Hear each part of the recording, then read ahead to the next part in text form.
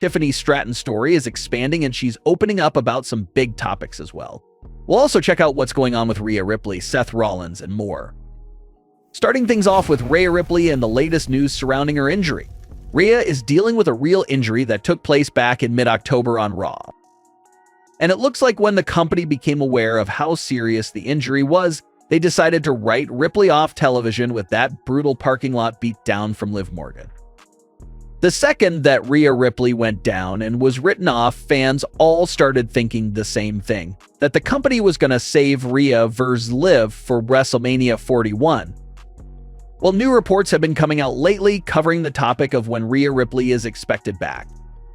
There's still no time frame for Rhea's return, but the latest reports claim that the company is allegedly hopeful and expecting to have Rhea Ripley back in time to play a big role at WrestleMania. It was also reported that the injury to Rhea Ripley isn't as severe as originally thought, so it's mostly all good news for Rhea Ripley that's coming from these new reports. It's looking like the recovery will be faster than they initially anticipated, and she's pretty much locked in for that big role at WrestleMania 41.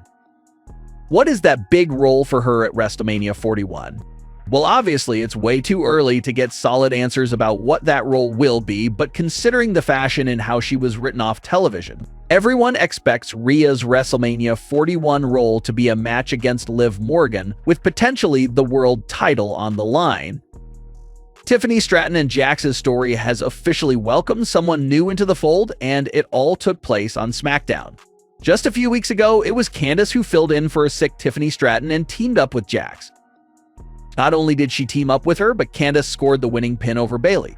And pinning someone of Bayley's status is a pretty big deal, so it was a huge personal win for Candice. So the pinfall was then brought into the discussion between Tiffany and Jax. Jax teased Tiffany that Candice pinned Bayley, which is something that Tiffany has never been able to do. And Candice has sort of been hanging around the storyline since then, but the November 8th edition of SmackDown officially brought Candice into the fold. With Candice's partner Indy Hartwell being unfortunately released from the company, this has brought Candice back into singles competition, and not only singles competition, but it looks like she wants Tiffany's spot as right hand to the Queen. Candice told Jax that if it was herself out there at Crown Jewel, that she would have made sure Jax won the Crown Jewel title, unlike what Tiffany did. Then we saw a pretty big match between Stratton and Jax versus Belair and Cargill. It was a pretty important match because if you can score a win over the reigning tag team champions, that'll instantly give you a strong case to be #1 contenders for the titles.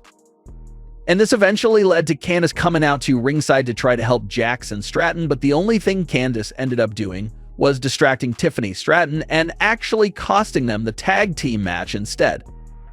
So there's a lot of different layers to break down here. Between the backstage segment and her ringside involvement, it appears to be safe to assume that this is the new direction for Candice's character.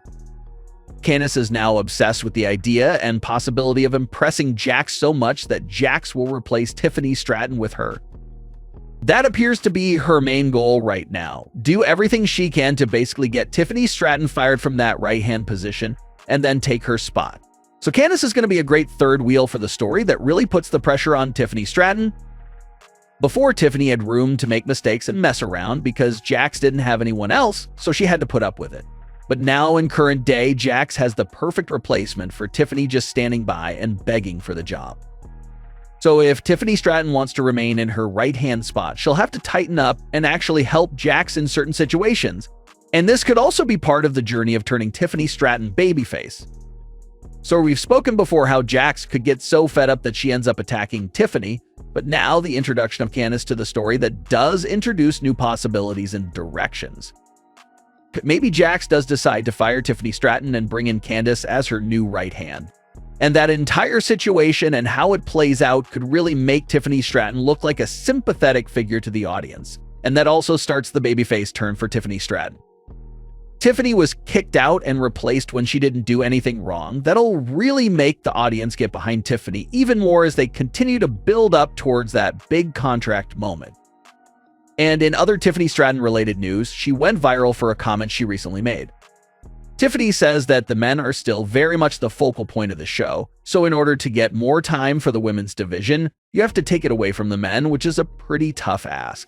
So Tiffany's comments did open up a lot of fans' eyes. Obviously, this has been a battle that the women's division has been going through since the very start. But fans were a bit surprised to hear from a member of the women's division that this battle is still very much going on in current day.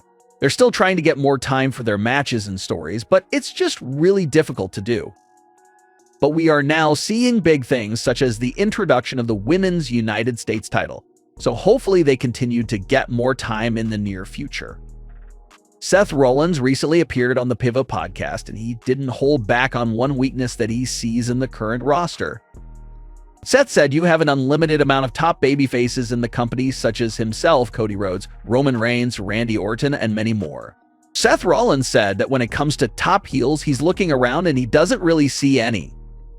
Seth said that the company really needs to deepen their depth at the heel position. And Seth really may be onto something there that's true. Of course you have Gunther, who definitely appears to be one of the biggest heels right now between both brands. So you also have the newly turned Kevin Owens, who's quickly on his way of becoming a big heel. But outside of those few top heels, Seth Rollins appears to be right. More main event top heels are needed in the company's current roster. So hopefully that is something that gets addressed real soon. The former women's champion and current member of the women's division broke some devastating news this week.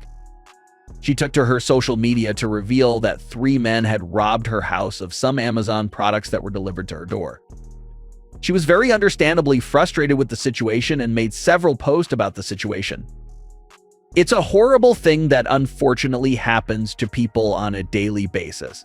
And now we see that it even happens to superstars as well. As far as things go with her return, she's still recovering from her leg injury that was suffered earlier this year. And hopefully she's getting close to making a return. There's unlimited potential story for her once she does return to the company. It's expected that she will return to link back up with Damage Control and pick up from where they last left off at. But will it be a smooth transition back, or will she bump heads with the group since they're now baby faces and she was a heel last time we saw her? So maybe there's some disconnection and tension there. A lot to potentially get into there as well. But what are your thoughts on today's stories? Leave your comments below. Don't forget to subscribe with all notifications on and leave a like if you enjoyed. Thanks for watching.